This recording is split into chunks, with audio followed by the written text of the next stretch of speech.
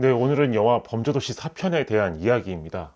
사실 이야기할 게 그리 많은 영화는 아닙니다. 시리즈는 이제 4편까지 이어졌고 이전의 2편은 1천만 명 이상의 관객을 동원했습니다. 그만큼 범죄도시의 특징과 공식은 더 이상 새로운 이야기를 더할 게 없을 만큼 잘 알려져 있죠. 게다가 이번 4편은 또 그 공식들을 아주 충실히 잘 따르고 있습니다. 물론 그런 이유 때문에 크게 새로울 게 없다는 비판도 있지만 어떻게 보면 이 시리즈의 그런 비판이 얼마나 의미가 있을까 그런 의문도 있습니다. 4편을 보려고 하는 관객들은 바로 그런 공식을 잘 답습한 새로운 범죄도시를 보고 싶어 하기 때문입니다. 그런 의미에서 4편은 이 시리즈의 매력을 효과적으로 답습한 작품이라고 생각했습니다. 다만 한 가지, 영화를 보는 동안 제가 받았던 인상 중 하나는 앞선 3편의 작품을 통해 보여준 공식에는 없었던 장면들이 있다는 거였습니다. 그리고 그러한 장면들이 어쩌면 앞으로 제작될 범죄도시 5, 6, 7, 8편에 대한 밑그림을 그려볼 수 있는 소재가 될지 모른다고 생각했습니다. 마침 배우 마동석도 언론 인터뷰에서 1편부터 4편이 일부라면 5편부터 8편은 더 현대적이고 글로벌한 사건을 다룬다고 말했습니다. 즉 4편을 통해 마석도 유니버스의 페이지 1이 마무리된 거죠. 그런 맥락에서 이 4편이 이후 페이지 2를 엿볼 수 있는 단서가 될지 모릅니다. 구체적인 이야기의 단서는 아니어도 어떤 정서와 분위기의 힌트는 될 수 있지 않을까. 그런 맥락에서 몇몇 장면에 대한 이야기를 정리했습니다. 오늘도 스포일러가 아주 많습니다. 아직 범죄도시 4편을 관람하지 않은 분은 시청에 주의하시기 바랍니다. 제가 이 4편을 처음 볼 때 제일 먼저 눈에 띈 장면은 마석도가 살해당한 피해자의 어머니와 만나는 장면이었습니다. 사실 이건 그리 특별할 게 없는 장면일 수도 있습니다.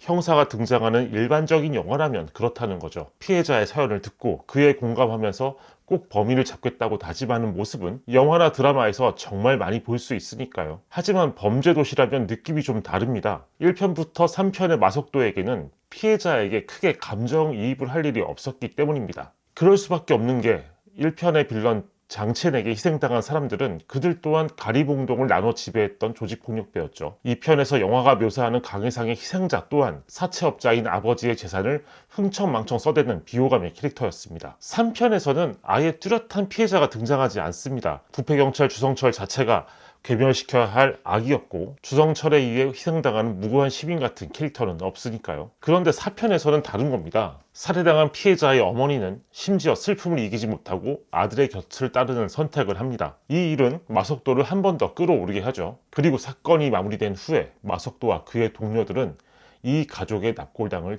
찾습니다. 저는 이번 4편이 이전 시리즈와는 달리 억울함의 감정을 끌어안았다고 생각했습니다. 억울함은 많은 흥행 영화들이 공통적으로 강조하는 감정이기도 합니다. 사연이 억울하면 억울할수록 관객은 더 깊게 이입하게 되고 억울함이 해소될 때의 감동도 더 크기 마련이죠. 4편의 시나리오를 함께 쓴 작가 중에는 드라마 모범택시의 오상호 작가가 있습니다. 모범택시야말로 피해자의 억울함을 크게 강조하는 이야기였습니다. 너무 억울하고 분해서 결국 피해자들이 무지개 운수의 복수를 부탁하는 그런 구조로 짜여진 이야기였으니까요. 이런 설정이 앞으로 이어질 범죄도시 시리즈에 어떤 힌트가 될 수 있을까? 섣불리 이야기할 수는 없지만 일단 전작들과는 다른 공기가 범죄도시 시리즈 안으로 들어왔다. 이렇게 이야기할 수는 있을 겁니다. 이전 시리즈의 범죄 행각은 특정 지역 또는 특정 계층 안에서 이루어졌습니다. 그런데 앞으로는 이 범죄의 넓이가 더 확대될 가능성이 있는 겁니다. 당장 4편만 해도 실업 청년에 대한 감금노동 그리고 코인 사기 등을 다루고 있으니까요. 또 마석도가 마주하는 범죄의 성격에 따라 마석도가 보여주는 모습도 달라질 수밖에 없을 겁니다. 사실 이미 1편의 마석도와 4편의 마석도 사이에도 어느 정도의 차이가 있으니까요.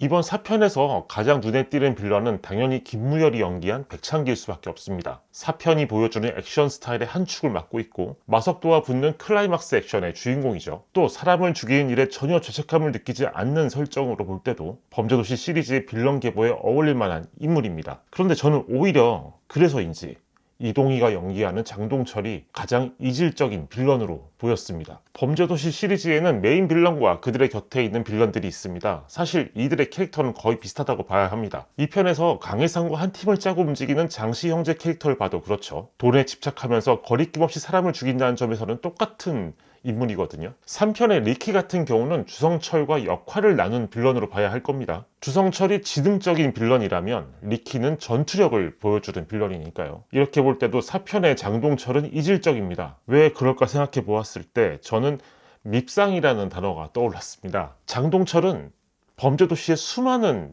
빌런들과 비교할 때 유일하게 밉상인 빌런이라는 거죠. 다른 빌런들이 험악하고 무섭고 그래서 강렬했다면 어렸을 때부터 IT 천재로 소문난 인물이고 부적격 가상화폐를 상장시키려는 지능 범죄자인 장동철은 처음부터 밉상일 수밖에 없는 겁니다. 다른 사람을 업신여기고 약속도 지키려 하지 않는 모습들이 그렇죠.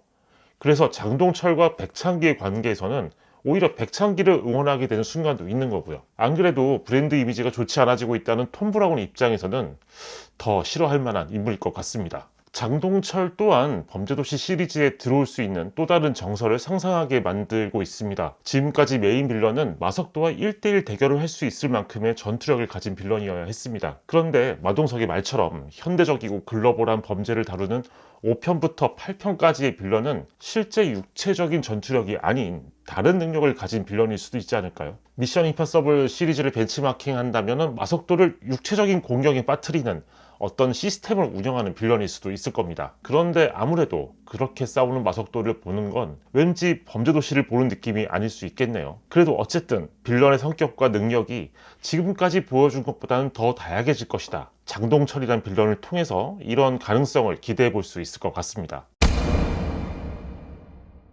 저는 범죄도시 1편의 매력 중 하나가 비루한 세상을 무대로 했다는 점이라고 생각합니다. 1편의 무대에서는 돈을 갈취하는 악당들이나 경찰들이나 모두 비루한 생활의 주인공이었습니다. 하다못해 금천경찰서 형사들도 아주 좁은 컨테이너 안에서 일을 하고 있었죠. 또 돈을 빼앗는 악당들은 있는데 그들 중 누구도 떵떵거리며 사는 모습을 보여주는 이가 없었습니다. 말하자면 1편은 비루한 세계의 범죄를 또 직접적이고 비루한 방식으로 처단하는 그런 영웅의 이야기였습니다. 1편의 분위기는 상당히 거칠고 성긴 느낌이 있었죠. 그래서 매력적인 영화였고요. 이후 시리즈에서 범죄도시는 1편의 가리봉동을 떠납니다. 하지만 그래도 여전히 화려하거나 세련된 것과는 거리가 먼 공간과 인물들을 보여주었습니다. 범죄의 온상으로 묘사되는 동남아의 몇몇 나라들은 외국일 뿐 사실 1편의 가리봉동과 다르지 않은 것이죠. 2편의 강해상은 배우가 손석구여서 그렇지 실상은 돈에 집착하는 사이코패스 같은 빌런이고요. 웃음을 위해 설정된 장이수나 초롱이 같은 캐릭터들도 비루하기 짝이 없습니다. 3편의 초롱이와 4편의 장이수는 모두 구찌라는 명품 브랜드에 집착하는데 그런 모습을 더더욱 비루하게 묘사하고 있죠. 그런데 4편에는